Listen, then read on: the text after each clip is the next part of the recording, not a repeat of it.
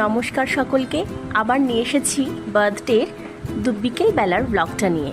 বিকেলবেলা কালকে পুরঞ্জয় 5:30টার সময় ঘুম থেকে উঠেছিল। খাওয়া দাওয়া করে দুপুরবেলায় ও একটু 1 ঘন্টা মতো ঘুমিয়েছিল।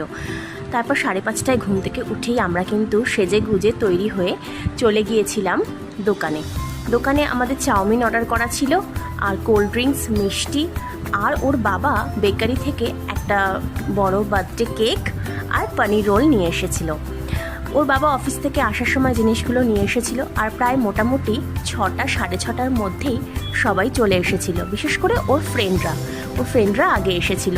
এখন তো সামার ভ্যাকেশন চলছে, তাই কেউ বাড়িতে গেছে, মানে গ্রামের বাড়িতে, পাহাড়ের বাড়িতে গিয়েছে ঘুরতে, তাই সবাই আসতে পারেনি। 2-3 জন এসেছে, আর ওর স্কুলের ম্যামও এসেছিলেন।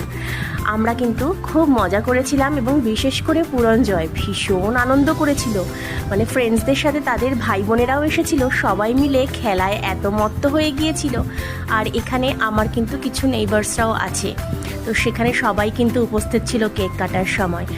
আর কালকে কিন্তু সারাদিন বৃষ্টি দেখাচ্ছিল, কিন্তু আমাদের ভাগ্য এতটাই ভালো ছিল, কালকে সারাদিন বৃষ্টি হয়নি, কিন্তু মেঘলা ওয়েদার ছিল।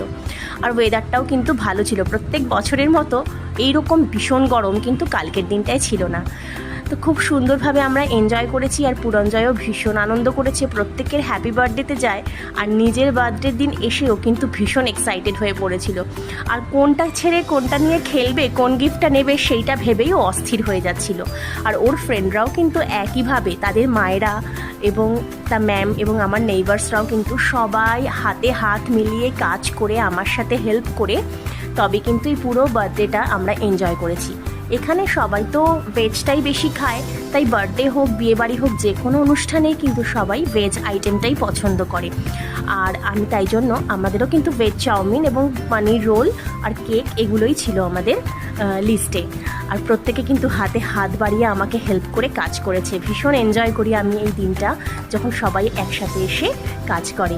আশা করি ভালো লেগেছে। আবার ফিরবো নতুন ভিডিও নিয়ে। সকলে ভালো থাকবেন। আজ এই বলে এখানেই বিদায় জানাচ্ছি।